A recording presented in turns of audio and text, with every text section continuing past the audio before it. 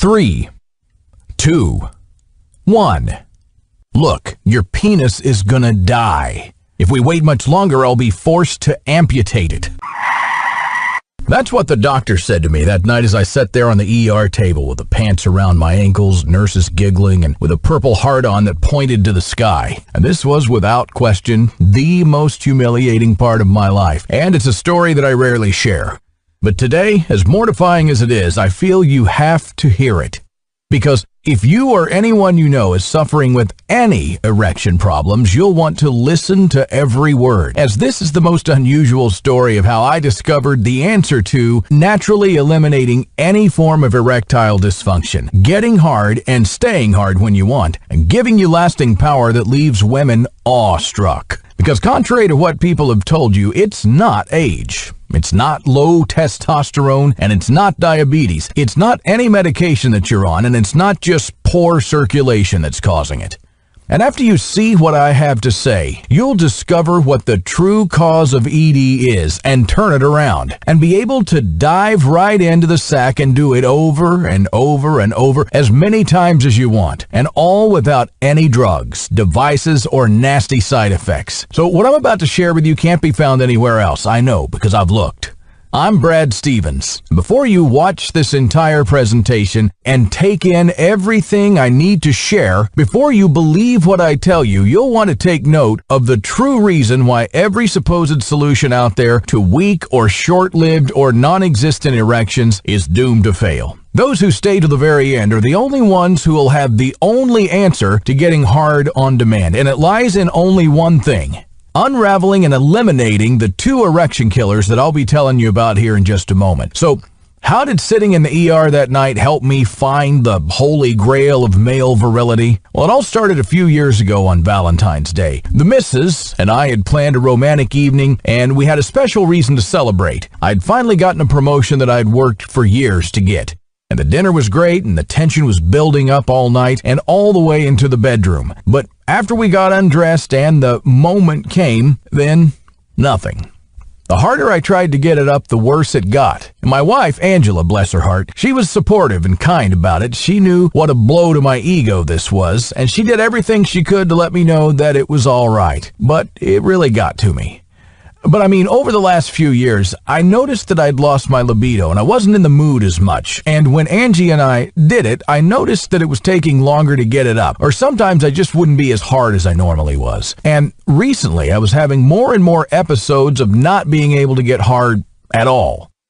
I didn't really think much about it. I just thought, it's just stress, or it's just some strange phase or something. But now, after a few months with 100% limpness, something about tonight made me surrender to the simple fact and said, Brad, you have a problem, and it's not going to go away on its own, I told myself. Yet part of me was still not ready to say those 2 words, erectile dysfunction. I remember a time I told myself, I can't imagine having that. That'll never happen to me. I mean, that was something that those other guys got. But reality sunk in.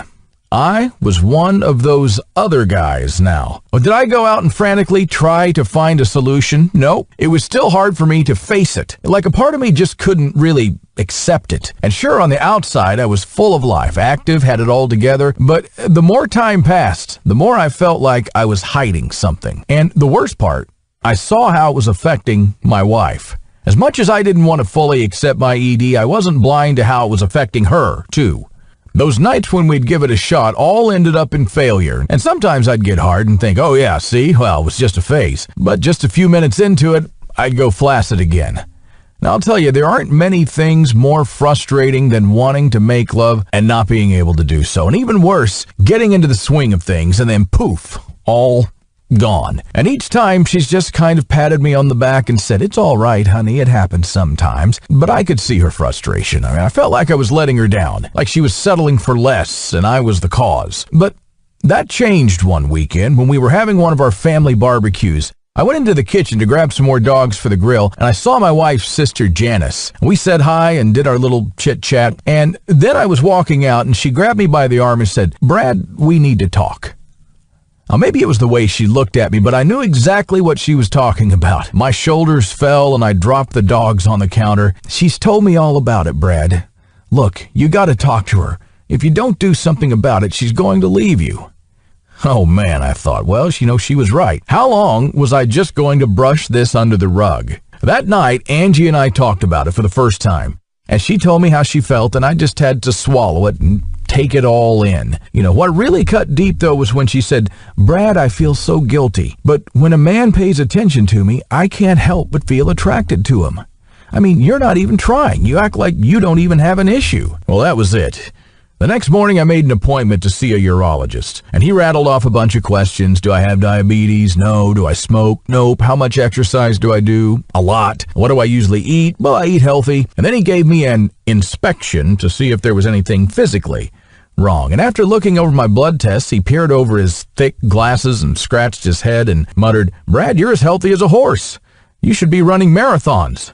And then he just shrugged and said, I think you should try Viagra. And then he said, now, it's pretty expensive. It's $35 a pill, so I'll give you some samples with different doses to see which works best for you. $35 a pill, Jesus. I mean, more like a $35 erection extortion fee. But hey, I was at the end of my rope, so I thought to myself, Brad, you need to solve this. It's not just your marriage. It's not just about being intimate with your woman. It's about being a man again. You want to feel alive again. You want to do whatever it takes to get your erections back again. And then the doctor looked me sternly in the eye and huffed, "Now, if you get an erection lasting more than 4 hours, you need to call me or go into an ER. And I was like, okay. I think a 4-hour stiffy would be great. What could be wrong with that? But yeah, sure. Well, later on after dinner, I said, okay, bottoms up. We weren't too sure what to expect, but about 20 minutes later, bingo, we got liftoff. After a year of nothing, it was glorious. But little did I know the nightmare that was right around the corner. And when we were done, I was still hard. Well, that's fantastic. This little blue pill really does the trick, and then some. Maybe the $35 extortion fee per pill actually was worth it after all. Well, we made love 2 more times, but on the second time, I started to feel a little bit lightheaded, and my head started to hurt. And about an hour later, I noticed that I was still hard and lightheaded, and my skin was flush and my heart was racing, and not because of the bedroom gymnastics that I'd just performed. This was different, and my penis was starting to hurt. Really bad. And then I remembered what the doctor had said to me. If you get an erection lasting more than 4 hours, you need to call me or go to an ER. So I called the doctor, even though it was after midnight. I got the voicemail, of course. Damn. ER. Do I really have to go to an ER? Well, I woke Angie up, and she said that I didn't look too good. And I was sweating, and now I was in pain. So without hesitation, she blurts out, "We got to go to the ER now." So there I was, sitting on the ER table at full mast, trying to forget the look the young girl at check-in gave me when I told her what I was there for. Well, the doctor walks in, and of course, as my luck would have it, she's this stunning, supermodel-looking redhead. What happened to the old doc? And to make matters worse, she comes in with 2 nurses. Female nurses who looked barely out of college. If there was a hole small enough and dark enough on planet Earth, I wanted to find it and crawl right into it.